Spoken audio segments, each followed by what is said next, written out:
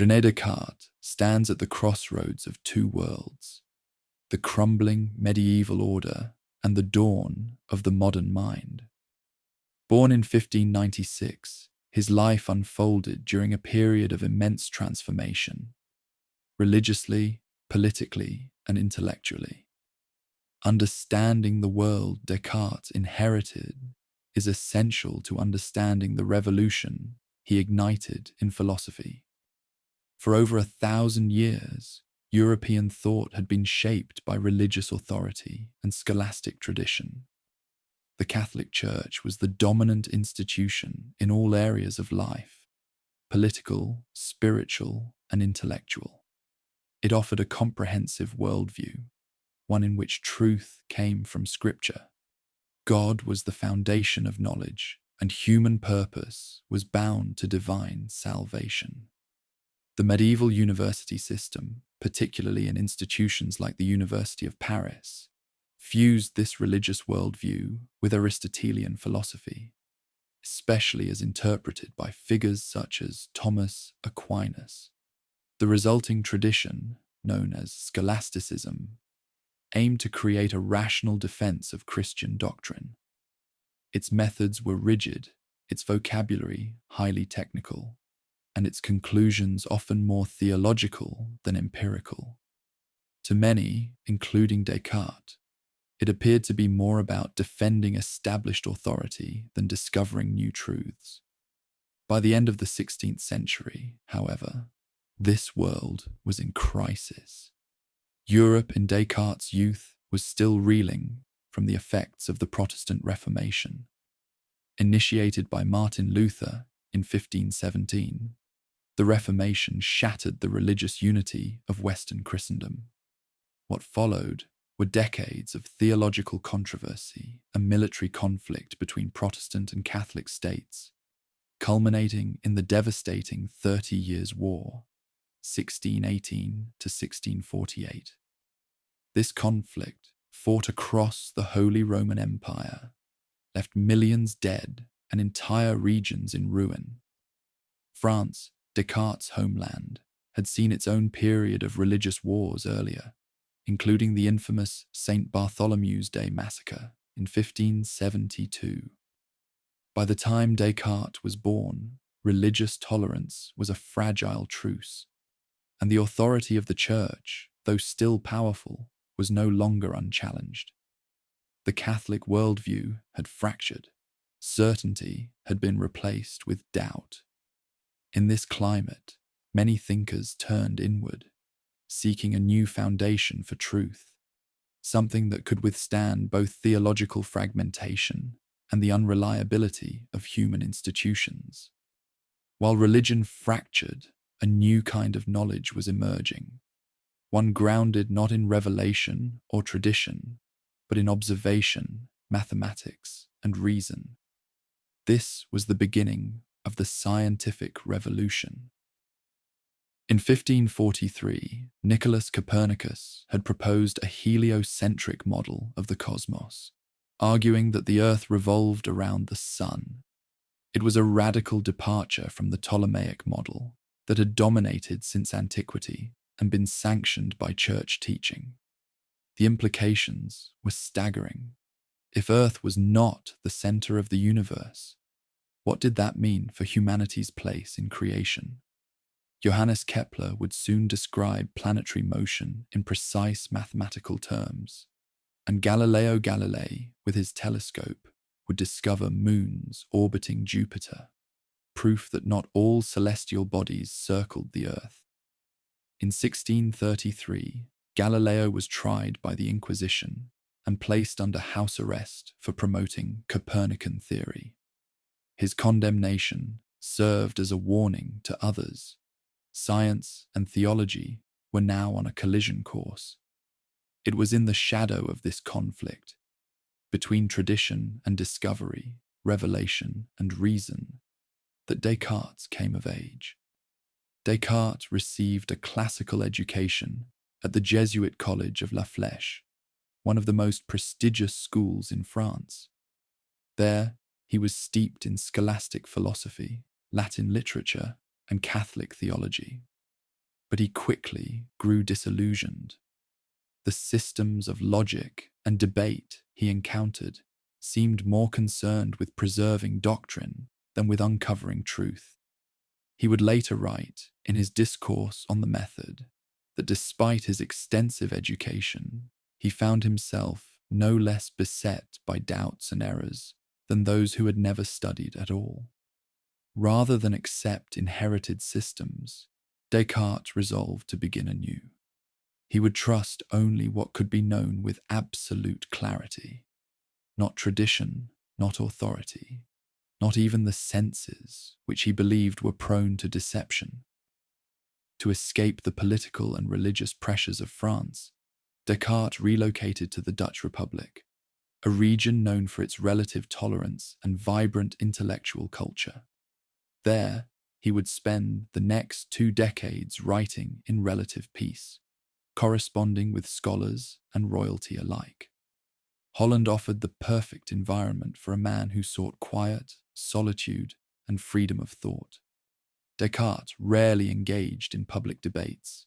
He worked in secret, publishing cautiously, wary of the Church's hostility toward unorthodox ideas. He witnessed Galileo's fate and was determined not to share it. By the time Descartes began publishing his philosophical works in the 1630s and 1640s, the intellectual world was changing. His contemporaries included Galileo, Kepler, and Francis Bacon, whose inductive method emphasized empirical observation as the foundation of knowledge. Descartes admired mathematics and reason, but he distrusted the senses. He favored deduction, a rational method starting from first principles, as the way forward. In this way, Descartes helped to define a crucial fault line in early modern philosophy: rationalism versus empiricism. Where empiricists would later argue that knowledge comes through sensory experience, Descartes insisted that true knowledge begins in the mind. For him, certainty was not to be found in the external world, but in the inner clarity of thought. This would become the starting point of modern philosophy, and the first decisive step away from both scholastic theology and naive empiricism. Descartes lived at a time when the old certainties, religious, cosmological, and philosophical, were collapsing. He did not see this as a tragedy, but as an opportunity, a chance to begin again, to find a method of thinking that would not rely on tradition, authority, or sense experience.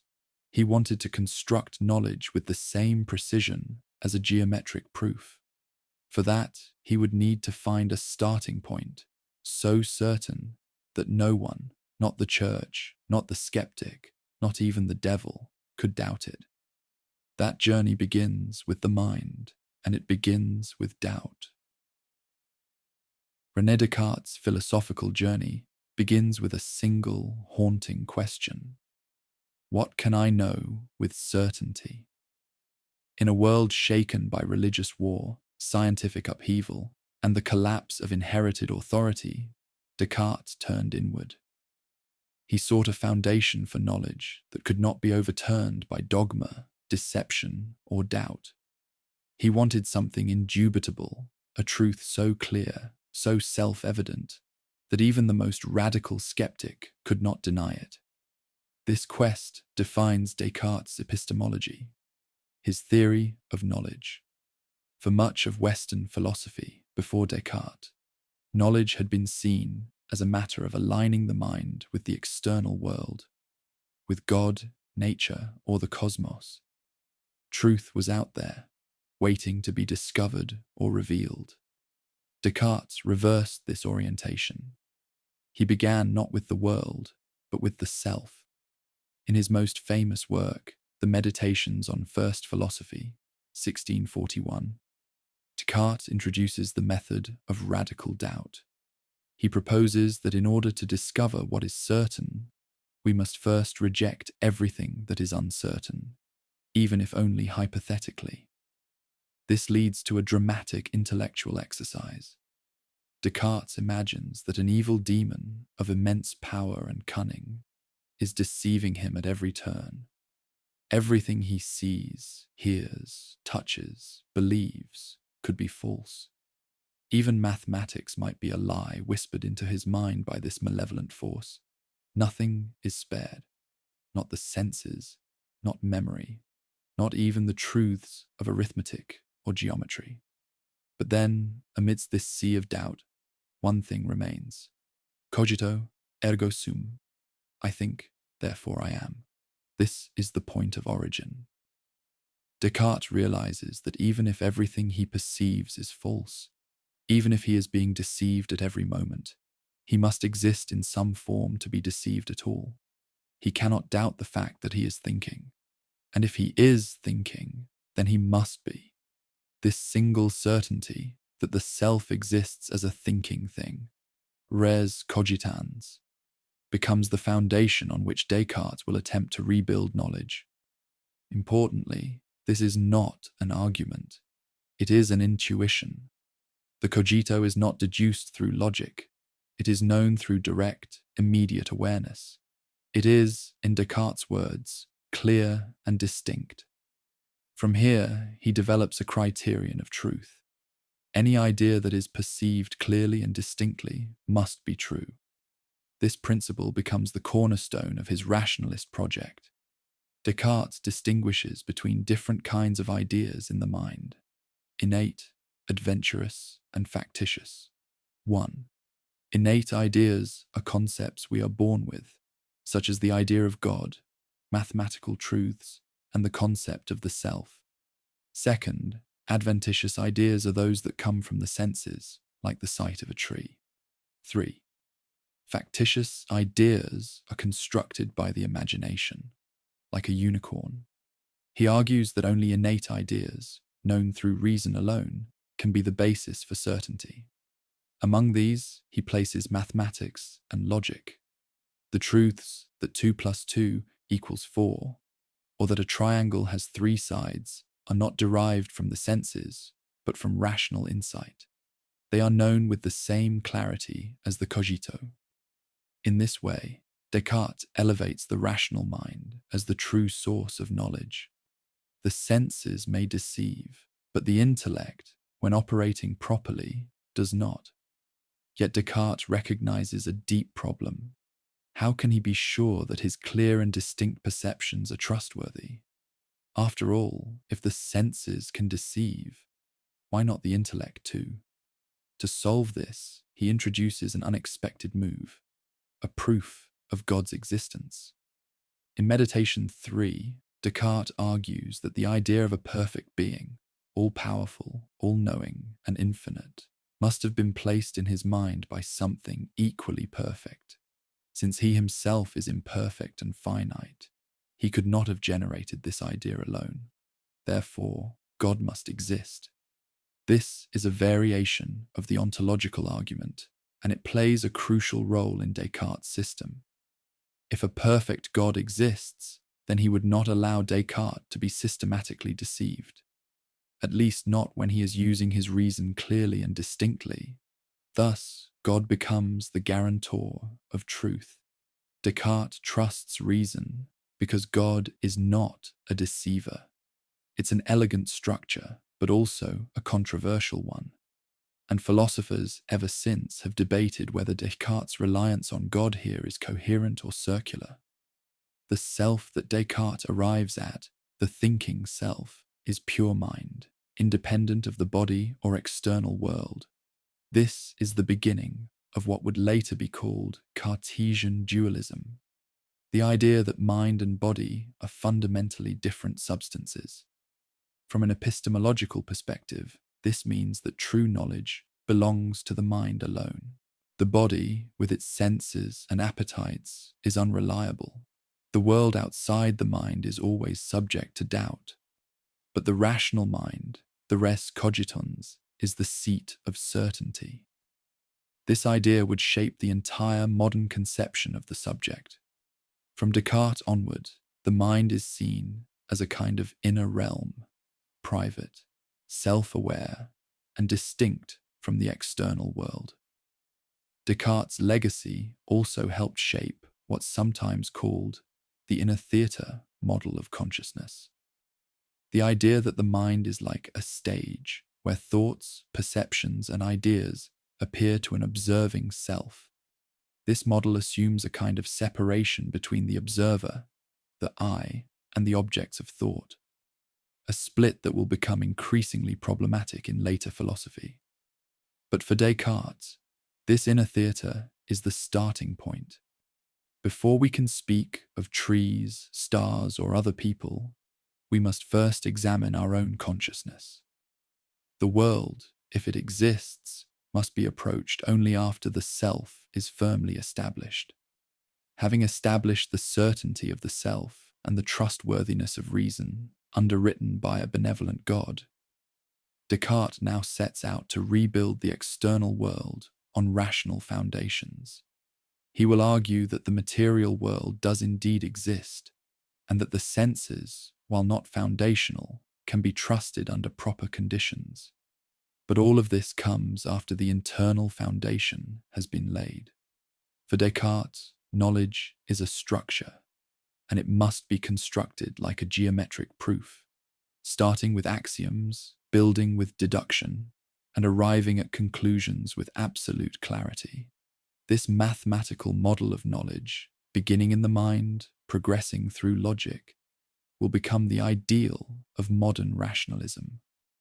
Descartes' great achievement in epistemology was not simply to propose a new theory of knowledge, but to transform the entire framework of inquiry. He re-centered philosophy on the subject, elevated reason above the senses, and demanded that all belief systems be grounded in certainty. His vision is bold, systematic, and often controversial. But whether one agrees with his conclusions or not, his method, the call to doubt, to examine, to seek what is clear and distinct, continues to shape how we think about knowledge itself. To fully grasp Descartes' metaphysics is to understand how he builds a world from the ground up, not just a world of thought, but a structured, dualistic universe where mind and matter are fundamentally different in nature. His metaphysical inquiry asks, what kinds of things exist? What is their nature? And how do they relate? Having established the thinking self as the one indubitable reality, Descartes now moves outward, aiming to understand the reality of the external world, the nature of substance, the relationship between soul and body, and the place of God in the order of being. At the heart of Descartes' metaphysics is a dualistic ontology, the idea that reality consists of two kinds of fundamental substances. 1. Res cogitans, the thinking substance, or mind. 2. Res extensa, the extended substance, or matter. These substances are radically different. The mind is non-material, indivisible, and conscious. The body, and the material world at large, is spatial, divisible, and governed by mechanical laws. This distinction is most famously articulated in his sixth meditation, and later elaborated in Principles of Philosophy. Descartes asserts that mind and body, while intimately connected, are not the same thing. They can exist independently of one another. The implication is profound. Human beings are composed of two fundamentally different realities, and understanding either one requires entirely different methods. For Descartes, matter is defined by a single essential quality: extension in space. That is, what it means to be physical is to take up space, to have length, breadth, and depth. He explicitly rejects Aristotle's view of matter as a composite of form and purpose. Instead, Descartes adopts a mechanistic view of the universe. The physical world is a vast machine, operating according to geometric principles and deterministic laws. There are no final causes or hidden essences, only particles in motion governed by laws of physics. This metaphysical framework sets the stage for the Newtonian worldview. In Descartes' metaphysics, The cosmos is no longer an organic whole infused with purpose. It is a mathematical system, intelligible through reason and experiment. Where matter is extended and inert, the mind is active and self-aware. It is the seat of thought, doubt, imagination, understanding, affirmation, and denial.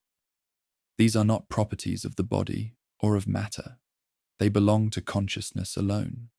For Descartes, the essence of the mind is thought itself. The mind does not occupy space. It does not have shape or motion. It is not divisible like matter, and it cannot be explained by mechanical laws. This metaphysical separation gives rise to what philosophers call the mind-body problem. If mind and body are different substances, how do they interact?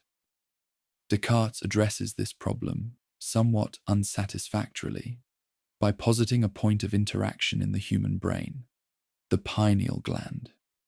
He believed this small central structure in the brain was the seat of the soul, a kind of transmission point between mind and body. Later thinkers would challenge this explanation, but the problem itself, the interaction of mental and physical, would become one of the most persistent questions in the philosophy of mind. Despite asserting a clear ontological distinction between mind and body, Descartes does not see them as utterly disconnected. In humans, he believes they are intimately united. Sensations, emotions, and voluntary actions all require the cooperation of both. When we burn our hand on a flame, the body reacts, but we also feel pain. When we decide to raise our arm, the will moves the flesh. This suggests a two-way causality. Mental states can affect the body, and bodily states can affect the mind. This position is called interactionist dualism, the belief that while mind and body are distinct, they can causally influence one another. Descartes held to this view, though critics, then and now, have pointed out how difficult it is to explain such interaction without collapsing the dualism entirely. As in his Epistemology, God plays a central role in Descartes' metaphysics. He holds that God is the first cause, the sustainer of existence, and the ultimate guarantee of truth and order in the universe. God is not simply the creator, but also the ontological foundation for all being. Descartes offers multiple arguments for God's existence, most notably the ontological argument. He claims that the very idea of a perfect being implies existence. For a perfect being to lack existence would be a contradiction. Thus, God necessarily exists. While this argument has been criticized, most famously by Kant, its purpose in Descartes' system is functional: to establish the reliability of reason, the existence of an orderly cosmos, and the possibility of certain knowledge. Without God, Descartes' metaphysical world would unravel. The bridge between mind and world, between clarity and truth, depends on divine perfection. An often overlooked aspect of Descartes' metaphysics is his view of human freedom. Though he believes the body operates mechanistically, he holds that the will is free, a capacity that reflects our divine origin. This freedom is not random or chaotic. Rather, it is the power to affirm or deny, to choose or withhold judgment. It is what allows us to pursue truth and to avoid error. But it also carries responsibility. When we judge without sufficient clarity, we err. The misuse of free will is, for Descartes, the source of human fallibility. Thus, Descartes' metaphysical model includes both deterministic material processes and voluntary mental acts. He does not reconcile these fully, but he insists both are real and central to the human condition. Descartes' metaphysics underpins a new scientific rationalism. By defining matter in geometric terms and separating it from mind, he provides a clear domain for physics to operate. The laws of motion, the study of optics, and the mechanical understanding of the body all become possible within this framework. Indeed, Descartes was one of the first to propose that animals are complex machines, devoid of consciousness, an idea that would influence later biological and neurological theories. But his metaphysics also raised troubling questions. If animals have no minds, are they incapable of suffering? If the mind is non-physical, how can it affect the body? And if human knowledge depends on God, what happens to metaphysics in a secular age? These questions would preoccupy philosophers for centuries to come. Descartes' metaphysical vision is grand in scope and rigorous in design. He constructs a universe of two substances, one extended, one thinking, and links them through the action of a benevolent God. This dualistic system is elegant but fragile. It explains much but leaves much unexplained. Still, its influence is enormous. The Cartesian split between mind and body, between thought and extension, became the foundation of modern philosophy and science. It is also a division we have yet to overcome. When we think of René Descartes, we often think of him first as a philosopher. But Descartes was also a mathematician, a scientist, and a key figure in the emergence of what we now call the scientific method. His work helped usher in a new era of investigation, one rooted not in the authority of tradition, but in the power of human reason to uncover the laws of nature. Descartes' contributions to science and mathematics were not merely technical. They reflected his metaphysical and epistemological commitments. He believed that the universe was structured in a way that could be understood rationally, and that mathematics was the key to unlocking that structure. At the heart of Descartes' scientific vision is the idea that the universe is a mathematical system, ordered, rational, and fully intelligible through deductive reasoning. In contrast to medieval thinkers who emphasized qualities, hot, cold, wet, dry, Descartes saw the physical world as composed entirely of quantifiable properties. Shape, size, motion, and position were the real attributes of matter. Color, sound, taste, and smell, he insisted, were merely subjective experiences, the way the mind interpreted bodily changes, not features of the objects themselves. This distinction laid the foundation for mechanistic physics. According to Descartes, everything in nature, from falling stones to planetary orbits to the circulation of blood, could be explained through the interactions of particles moving in space according to precise laws. It was an audacious idea that the cosmos, in all its complexity, could be modeled like geometry. One of Descartes' most lasting contributions is in mathematics, where he effectively founded what we now call analytic geometry. Before Descartes, geometry, the study of shapes and space, and algebra, the manipulation of symbols, were largely separate fields. In his 1637 treatise La Géométrie, Descartes introduced a method for combining the two by using a coordinate system, what we now know as the Cartesian plane. This allowed geometric problems to be solved algebraically and algebraic equations to be visualized geometrically. The Cartesian coordinate system, with its familiar x and y axes, is now taught in schools around the world, but its significance is profound. It enabled the algebraic representation of space, laying the groundwork for calculus, analytic mechanics, and virtually all modern physics. While thinkers like Francis Bacon promoted empirical observation and inductive reasoning, Descartes took a different path. His method was primarily deductive, rooted in rational intuition and logical inference. He outlines this method in his Discourse on the Method, published in 1637, the same year as La Géométrie. The method consists of 4 simple rules. 1. Accept nothing as true unless it is clearly known to be so. 2. Divide problems into as many parts as necessary to solve them. 3. Conduct thoughts in order, starting from the simplest and moving to the complex. 4. Make comprehensive reviews to ensure nothing is omitted. This approach, grounded in clarity, order, and certainty, reflects Descartes' broader philosophical ambition to create a system of knowledge modeled on mathematics, universal, exact, and beyond dispute. Although Newton would later surpass him, Descartes attempted a comprehensive mechanical physics, explaining everything from gravity to planetary motion. He rejected action at a distance, favoring a theory of vortices, swirling currents in a subtle, invisible fluid that moved the planets.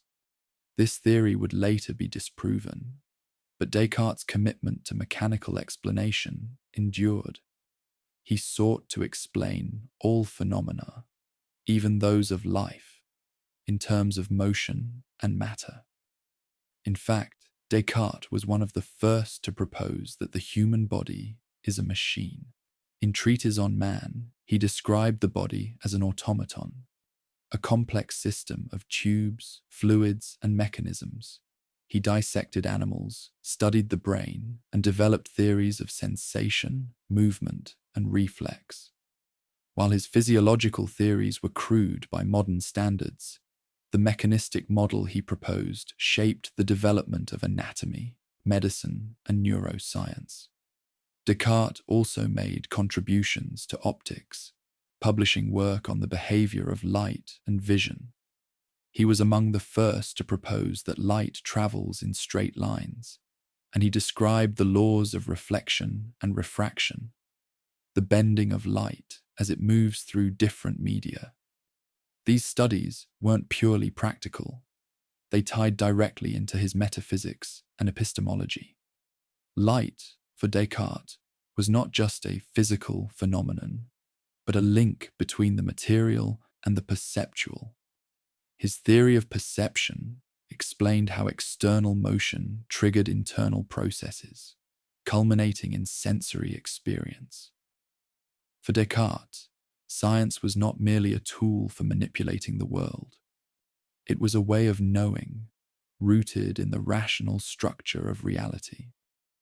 It was, in effect, philosophy applied to nature. He believed that if the mind could operate without error, and if reason was applied properly, the entire universe could become intelligible. In this way, Descartes helped establish the ideal of scientific rationalism, the belief that reason, guided by mathematical method, could conquer superstition, error, and uncertainty. Though many of Descartes' scientific theories were later corrected or replaced, his approach to science remains foundational. He envisioned a world governed by laws, not by spirits or purposes. He trusted reason, not tradition, and he placed mathematics at the center of scientific inquiry. The Cartesian dream of a universe that can be understood through clarity, logic, and deduction continues to shape not only physics and biology, but our very notion of what it means to know. René Descartes is rarely remembered as an ethicist, compared to Plato or Aristotle, or even later figures like Kant or Mill. His moral philosophy may seem underdeveloped or peripheral, yet in the margins of his major works, and more explicitly in his later writings and letters, Descartes laid the groundwork for a rational, psychological ethics that sought to align the passions with reason and place the soul in harmony with itself and with nature. Descartes' ethical thought, while modest in scope, reflects the same foundational goals as his metaphysics and epistemology, the pursuit of clarity, certainty, and autonomy. It is an ethics grounded in self-knowledge, self-mastery, and the proper ordering of mental life. Ethics, for Descartes, is not primarily about rules or consequences. It is about achieving inner peace, or what he calls tranquillitas animi. the tranquility of the soul. In this sense, his ethics bears a resemblance to Stoicism. Like the Stoics, Descartes believes that much of human suffering arises from false judgments, misguided passions, and the pursuit of things beyond our control. If we can discipline our minds, direct our will properly, and understand the nature of things clearly, we can achieve happiness, which for Descartes means a stable, rational contentment, not mere pleasure or external success. This emphasis on the internal life makes his ethics psychological at its core.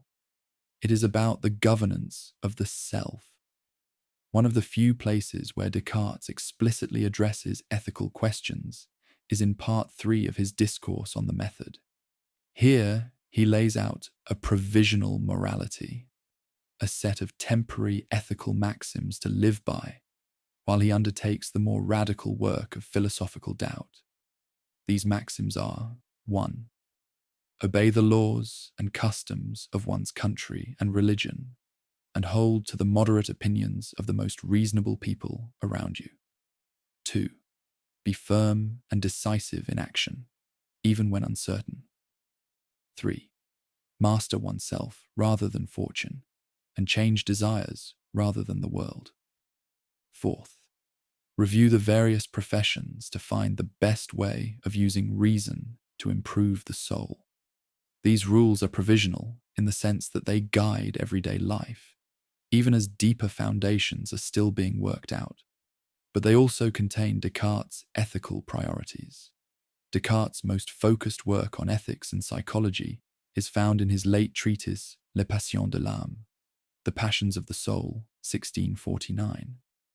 Written near the end of his life for Princess Elizabeth of Bohemia. In this work, Descartes seeks to explain the emotions, what he calls passions, not as mysterious forces, but as natural responses rooted in the body-mind union. His goal is not to suppress the passions, but to understand and govern them through reason. He defines passions as perceptions or feelings caused by the movement of the spirits in the body, which influence the mind. Love, hate, joy, sadness, desire, all are linked to the physiology of the body and the judgments of the soul. Importantly, he believes the will can gain control over the passions. Through understanding and habituation, we can learn to moderate excessive emotion and guide our inner life toward clarity and virtue. Though Descartes never systematized a virtue ethics like Aristotle, he frequently affirmed the idea that virtue, the strength of mind to live according to reason, is both necessary and sufficient for happiness. Virtue involves the unification of will and intellect. We must will what is truly good, as discerned through reason, and not be ruled by confused desires or irrational fears. True virtue, for Descartes, leads to contentment, a state of well-ordered desire and mental harmony. He insists that virtue is within our power, because it depends not on external success, but on the internal use of reason. In his letters to Princess Elizabeth, he writes that the sovereign good consists in the exercise of virtue, and that he who lives according to reason will be happy. This moral rationalism, the belief that a well-ordered mind leads to the good life, underlies all his ethical reflections. In his meditations, Descartes also touches on moral responsibility in relation to human error. He argues that error arises when the will extends beyond the intellect, when we choose to affirm or deny ideas without clear understanding. The remedy is not to suppress the will, but to use it in harmony with reason. This view links ethics to epistemology. Just as intellectual error is a misuse of the will, so too is moral failure. Both stem from acting without sufficient knowledge or judgment. By refining our intellectual clarity and exercising voluntary restraint, we improve not only our understanding, but our character. Descartes' ethics is quiet practical and inward-looking. Unlike Kant's rigorous duty-bound morality or Mill's consequentialism, Descartes is more concerned with how the mind manages its passions and actions in pursuit of stability and reason. He draws from the Stoics, echoes elements of Christian virtue, and anticipates modern psychological insights about emotion and self-regulation. Though often overshadowed by his metaphysical work, his ethical thought complements it, offering a vision of a disciplined, autonomous self, shaped by clarity and governed by inner peace. In a world that was just beginning to understand the forces of nature, Descartes quietly affirmed that the soul, too, has its order. His ethical writings suggest that the same rational structure he saw in the cosmos could be brought to bear on human life, that through knowledge, moderation, and resolve, we could master not only the external world, but ourselves. In Descartes' vision, ethics is not a system of commands, but a practice of freedom. The freedom to think clearly, to feel wisely, and to live well. Despite his towering influence on modern thought, René Descartes was not immune to criticism. In fact, much of Western philosophy after Descartes can be seen as either a refinement of, reaction to, or rebellion against his ideas. His bold claims about reason, mind, and reality sparked centuries of philosophical debate, often intense, occasionally hostile, but always deeply engaged. In this section, we'll explore the major critiques of Descartes' philosophy, from his metaphysical assumptions to the practical limitations of his method. We'll examine the challenges posed by empiricists, rationalists, idealists, and even scientists, all of whom saw brilliance in Descartes' vision, but also flaws in its foundation. Perhaps the most famous and enduring critique of Descartes centers on his substance dualism, the idea that mind and body are fundamentally distinct substances. In his Meditations, Descartes argues that the mind is a non-extended thinking substance, while the body is an extended, non-thinking substance. The mind cannot be divided like the body can. It is indivisible and immaterial.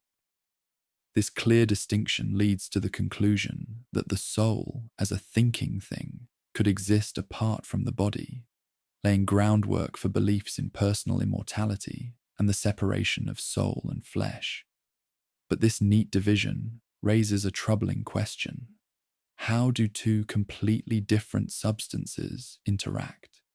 If mind is immaterial and body is material, what causal bridge connects them? How can a thought cause a limb to move, or an injury cause a feeling of pain? Descartes suggested that the pineal gland, a small structure deep within the brain, was the point of contact between the two, but this only pushes the problem deeper. What is the mechanism? How does something without physical properties affect the physical? Later philosophers like Princess Elizabeth of Bohemia, one of Descartes' most astute correspondents, pressed him on this issue, and he struggled to respond convincingly. This interaction problem remains one of the most persistent challenges to Cartesian dualism. Descartes' rationalism held that knowledge begins with reason, not experience. He sought certainty through introspection, a process of doubting, clarifying, and deducing truths from within the mind. But empiricist philosophers, particularly in Britain, would soon challenge this. John Locke argued that the mind is a tabula rasa, a blank slate, and that all knowledge comes through experience. We form ideas from sensations and reflections, not from innate concepts. George Berkeley took it further, denying the existence of material substance altogether. If we only perceive ideas, he claimed, then physical objects are collections of perceptions, not substances outside the mind. David Hume, perhaps the most radical empiricist, attacked the very idea of causality and self. He found no impression of a self in experience, only a bundle of fleeting perceptions. These thinkers rejected Descartes' reliance on clear and distinct ideas as the foundation of knowledge. They insisted that sense data, not pure reason, must ground our understanding of the world. For empiricists, Descartes' methods seemed overly abstract, too removed from the actual workings of the mind and world. Even those who admired Descartes and shared his rationalism found flaws in his metaphysics. Baruch Spinoza accepted the idea of a rational, ordered reality, but rejected the Cartesian dualism. For Spinoza, mind and body were not two substances, but two attributes of the same single substance, which he called God or nature. There is no separation. Everything is one.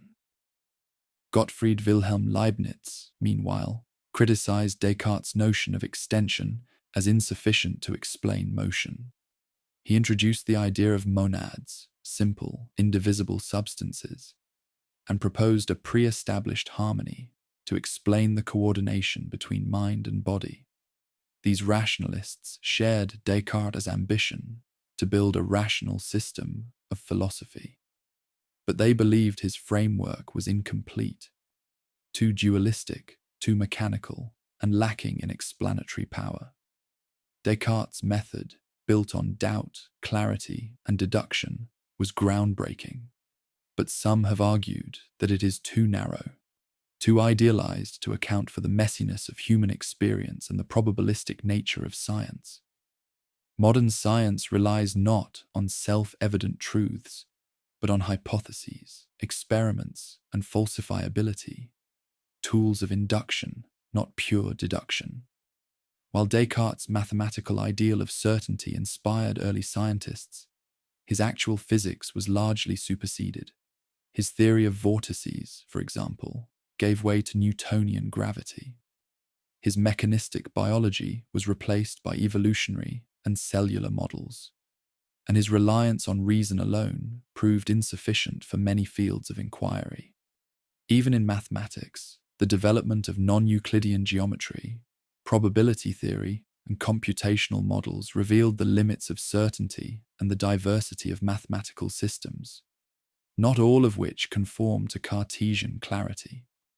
In the 19th and 20th centuries, philosophers from existentialist and phenomenological traditions began to challenge the Cartesian model of the self.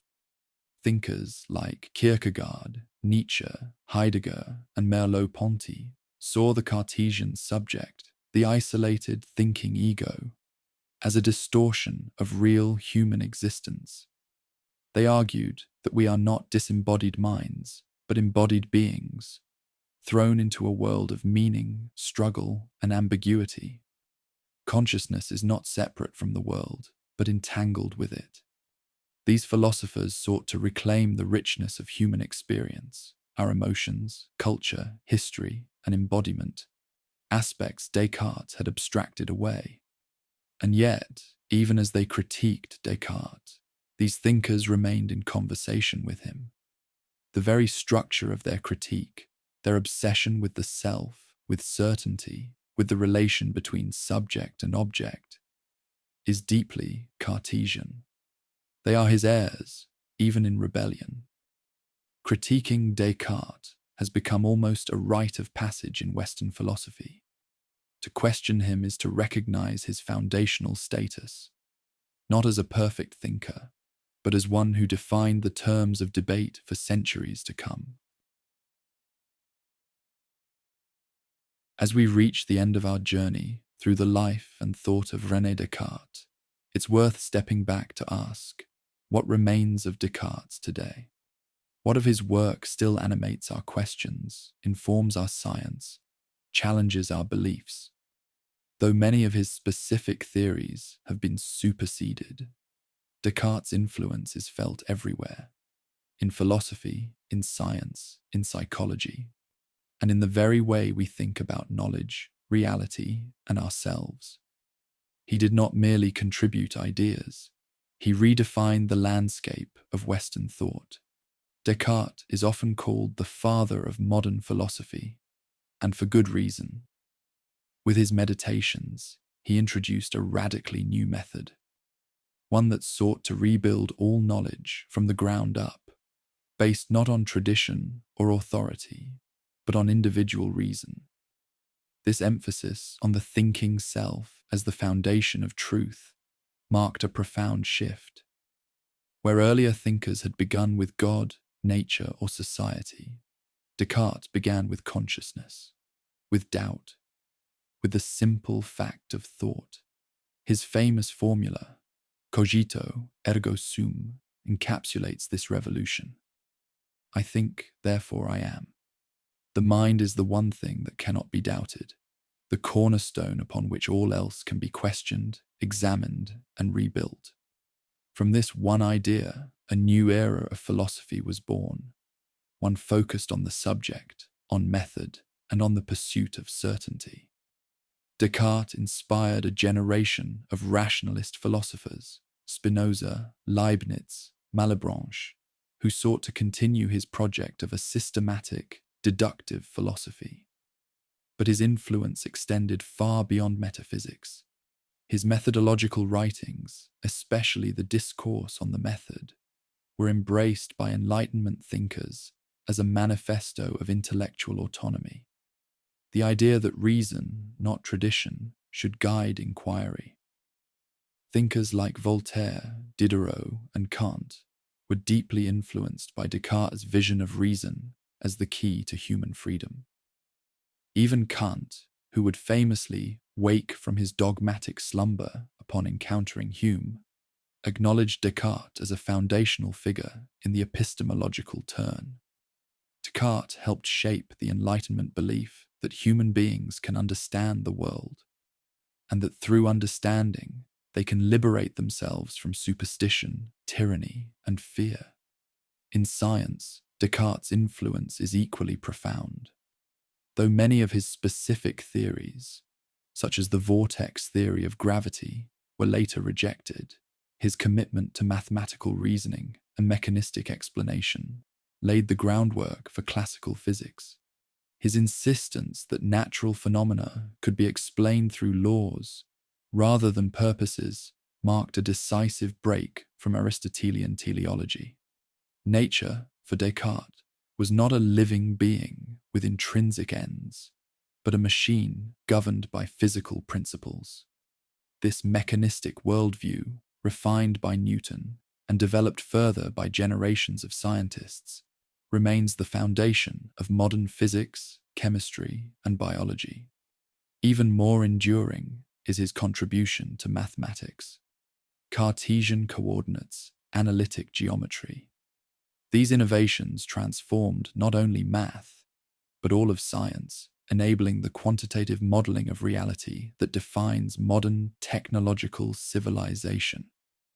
Descartes' dualism, the idea that mind and body are separate substances, has been fiercely debated, but it continues to shape discussions in psychology, neuroscience, and artificial intelligence. The very question of consciousness, how subjective experience arises from physical processes, is a problem we still wrestle with. Whether we agree with his solution or not, Descartes was one of the first to formulate the mind-body problem clearly. In a way, all modern theories of consciousness, from materialist neuroscience to integrated information theory, can be seen as responses to the questions Descartes first asked. His insistence that the self is a thinking thing, and that thought cannot be reduced to physicality without remainder, still animates debates at the frontier of science and philosophy. Of course, Descartes' legacy is not without controversy. As we saw in the previous section, his strict separation of mind and body has been challenged by thinkers from every tradition. Empiricists, existentialists, phenomenologists, neuroscientists. His method of hyperbolic doubt has been criticized as impractical, even paralyzing. His tendency to isolate the self from the world the mind from the body, the subject from the object. These dualisms have provoked endless revision and rethinking. And yet, in being critiqued, Descartes is continually reaffirmed. To reject him, one must first understand him. To move beyond him, one must first pass through his questions. He is a pivot point in the history of thought, one who changed not only what we think, but how we think. In contemporary life, Descartes' legacy is everywhere. We see it in the emphasis on individual reason and personal autonomy, in the enduring belief that truth must be demonstrated, not inherited, in the dominance of scientific rationalism and the reliance on mathematical models, in the ongoing struggle to reconcile the subjective mind with the objective world. Even in everyday language, when we say, "I think," or "I doubt," or "I know myself," we echo Descartes. We live in the world he helped create. And so, dear listener, we come to the end of this exploration. We've journeyed through the life and legacy of a man who refused to accept easy answers, who turned inward in search of truth, who placed trust in the light of reason, even in the darkest hours of doubt.